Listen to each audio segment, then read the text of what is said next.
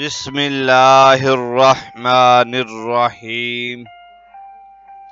امام زین العابدین فرماتے ہیں، ہم سے محبت کرنے والوں سنو، اللہ تعالیٰ نے جب قوم نوح پر عذاب نازل فرمانے کا ارادہ فرمایا تو حضرت نوح علیہ السلام کو ایک کشتی تیار کرنے کا حکم دیا کہ وہ اس کے ذریعے اپنا اور اپنے اہل ایمان کا بچاؤ کر سکیں۔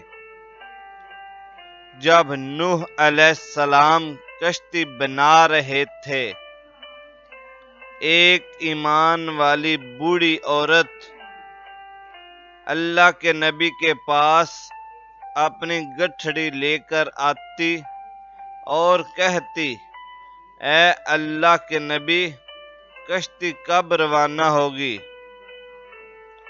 نوح علیہ السلام فرماتے ہیں، ابھی دیر ہے۔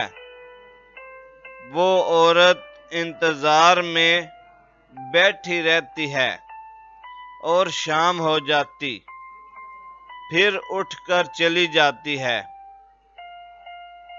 ایک دن نوح علیہ السلام نے فرمایا، جب جانا ہوا تو آپ کو بتا دیا جائے گا۔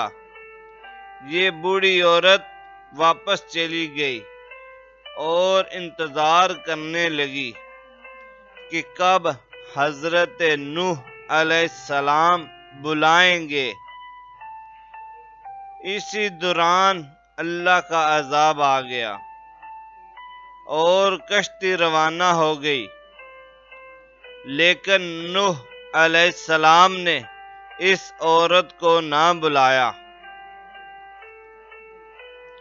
ظاہری طور پر حضرت نوح علیہ السلام کو اس بوڑھی عورت کو بلانا بھلا دیا گیا۔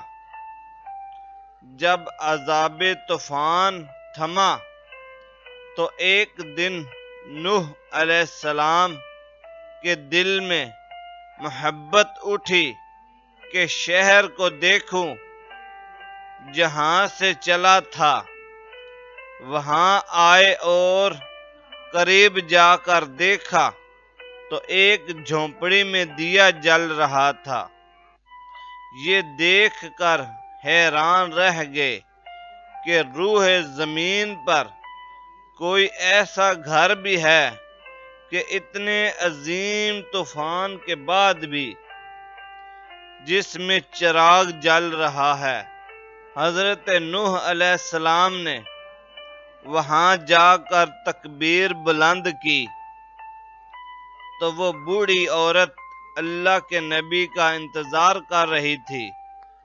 تو بوڑھی عورت اپنا سامان لے کر جھونپڑی سے باہر آ گئی اور کہنے لگی، اے اللہ کے نبی، کیا کشتی تیار ہے؟ چلیے۔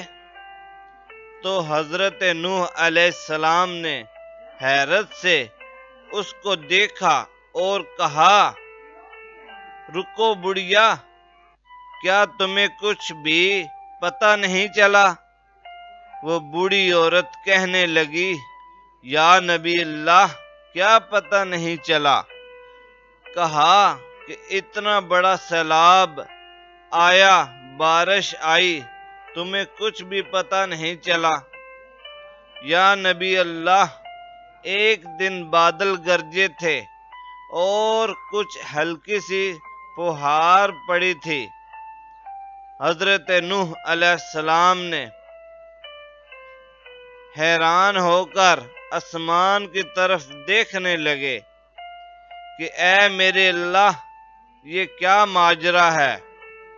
اللہ تعالیٰ نے حضرت نوح علیہ السلام پر وحی بھیجی، اے میرے پیارے نبی، یہ بوڑھی عورت تمہیں سچا مانتی ہے، اس کے دل میں آپ کی محبت ہے، تمہارا ادب و احترام کرتی ہے، اور آپ نے اس کو پابند کر دیا تھا اور اس سے وعدہ تھا کہ نجات کی کشتی میں اسے بھی ساتھ لے جاؤ گے۔ آپ کو یاد نہیں رہا، لیکن اے نوح علیہ السلام تمہیں سچا مانتی ہے، اس کے دل میں آپ کی محبت اور ادب و احترام ہے۔ اے نوح علیہ السلام میں تو جانتا ہوں یہ میرے نبی سے محبت رکھتی ہے، میں نے اس بوڑھی عورت تک عذاب پہنچنے نہیں دیا۔ امام سجاد علیہ السلام نے اپنے پاس بیٹھے محبت کرنے والوں خادموں سے فرمایا، جاؤ یہ تم پر واجب ہے کہ سب لوگوں کو بتا دو، جو بھی اہل بیت سے محبت کرے گا، اہل بیت کی ادب و احترام کرے گا، قیامت ضرور آئے گی، عذاب بھی ہوگا، لیکن جیسے اس بوڑھی عورت کو پتہ نہیں چلا تھا، اسی طرح اہل بیت سے محبت ادب احترام کرے گا اس کو بھی پتہ نہیں چلے گا کہ قیامت کب آئی کب ختم ہوئی۔ اس میں عمل کرنے والی باتیں بہت ہیں۔ اللہ کے نبی، رسول اور ان سے محبت کرنے والے اور ہمارے آخری نبی سرکار دو عالم حضرت محمد صلی اللہ علیہ وآلہ وسلم اور صحابہ، اہل بیت اور اولیاء کرام سے محبت کرنے والے اسی طرح نجات پا جائیں گے۔ اللہ تعالیٰ سے دعا ہے ان باتوں پر عمل کرنے کی توفیق عطا فرمائے، آمین۔